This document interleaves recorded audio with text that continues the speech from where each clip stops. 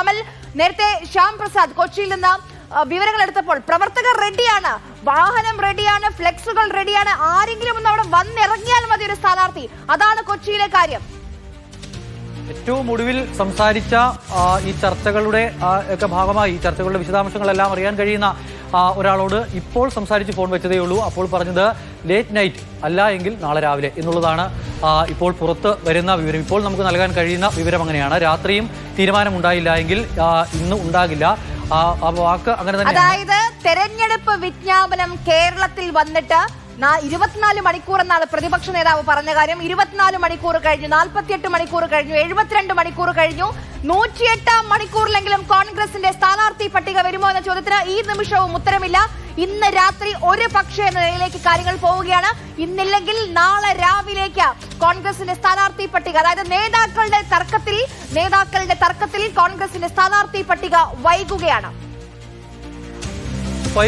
ഇനിയിപ്പോൾ എപ്പോൾ എന്നുള്ള കാര്യത്തിൽ ഒരു വ്യക്തത ഇന്ന് രാത്രി അല്ലെങ്കിൽ നാളെ രാവിലെ എന്നുള്ളതാണ് പറയുന്നത്. ഇതിൽ കെ സുധാകരന്റെ കാര്യത്തിൽ ശക്തമായി തന്നെയുള്ള വാഗ്വാദങ്ങൾ നടന്നിട്ടുണ്ട് എന്ന് നമുക്ക് മനസ്സിലാക്കാനാവുന്നു. അതോടൊപ്പം തന്നെ കെ സുധാകരൻ വിട്ടുവീഴ്ചയില്ലാതെ നിൽക്കുകയാണ്. അതോടൊപ്പം ഈ ഷിയാസിന്റെ കാര്യത്തിലാണെങ്കിൽ വി ഡി സതീശൻ ഷിയാസിന് സീറ്റ് നൽകിയേ മതിയാകൂ എന്നുള്ള നിലപാടിൽ തന്നെയാണ്. കഴിഞ്ഞ കുറേ നാളുകളായി വി ഡി സതീശൻ പ്രതിപക്ഷ നേതൃനിരയിലേക്ക് വരുന്ന സമയത്ത്, നേതൃസ്ഥാനത്തേക്ക് വരുന്ന സമയത്ത് ഇത്രയധികം നേതാക്കളുടെ ഒന്നും പിന്തുണയുണ്ടായിരുന്നില്ല. അങ്ങനെ വി ഡി സതീശന്റെ ക്യാമ്പിനെ നയിച്ചത് ഒരുപക്ഷെ എറണാകുളം ജില്ലയിൽ മാത്രമല്ല അല്ലാതെയും വി ഡി സതീശൻ ക്യാമ്പിനെ നയിച്ചത് വി ഡി സതീശന്റെ സർവ്വസൈന്യാധിപൻ മുഹമ്മദ് ഷിയാസ് ആയിരുന്നു. അങ്ങനെ ഒപ്പം നിന്ന് ഷിയാസിന് സീറ്റ് വാങ്ങിക്കൊടുക്കാൻ പ്രതിപക്ഷ നേതാവിന് കഴിയുന്നില്ല എന്ന് പറഞ്ഞാൽ അത് വലിയ പെരുമ്പാവൂരിൽ എൽദോസ് കുന്നപ്പള്ളിയുടെ പേര് അവസാന നിമിഷമാണ് വെട്ടിയത്.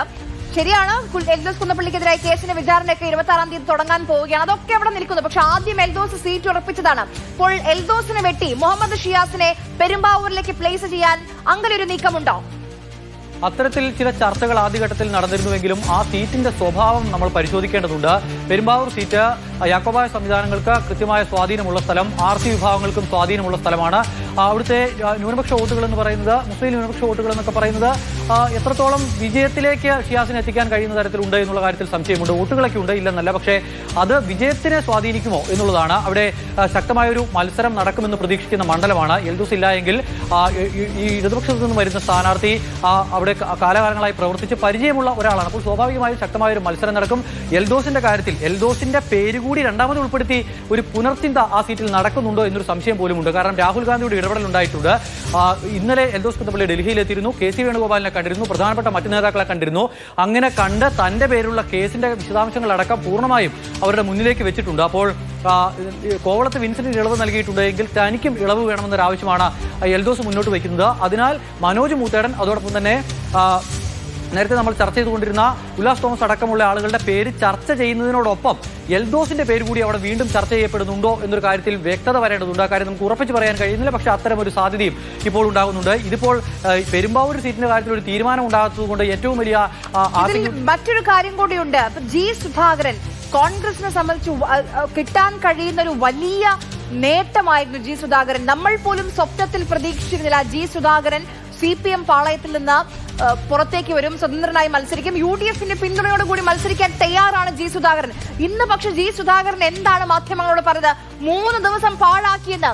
അതായത് അവിടെ നിന്ന് വിട്ടുവന്നു, ഇവിടെ നിൽക്കാൻ ഞാൻ തയ്യാറാണ്, പക്ഷെ നിങ്ങൾ എവിടെ, നിങ്ങൾ എന്താണ് പ്രഖ്യാപിക്കാത്തതെന്ന് ജി സുധാകരൻ ചോദിക്കുകയാണ്.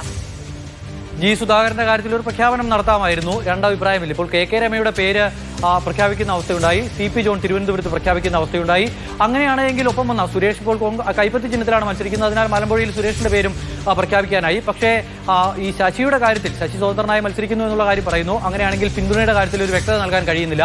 കുഞ്ഞികൃഷ്ണന്റെ കാര്യത്തിൽ, പയ്യന്നൂരിലെ കാര്യത്തിൽ ഒരു വ്യക്തത നൽകാൻ കഴിയുന്നില്ല. പിന്തുണയ്ക്കുമോ എന്നുള്ള കാര്യത്തിൽ തുറന്നു പറഞ്ഞാൽ പ്രശ്നം കഴിഞ്ഞു, അവിടെയുള്ള പ്രവർത്തകർക്ക് ഇറങ്ങി പ്രവർത്തിക്കാം. തളിപ്പറമ്പിലെ കാര്യത്തിൽ ഗോവിന്ദനെ പിന്തുണയ്ക്കുമോ എന്നുള്ള കാര്യം പറഞ്ഞാൽ മതി, അവിടുത്തെ പ്രവർത്തകർക്ക് ഇറങ്ങി പ്രവർത്തിക്കാം. പക്ഷേ അത് പറയുന്നില്ല എന്നുള്ളതാണ്. ജി സുധാകരൻ അപ്പുറത്തേക്ക് മറ്റൊരു പേരിലേക്ക് പോകുമെന്ന് തോന്നുന്നില്ല.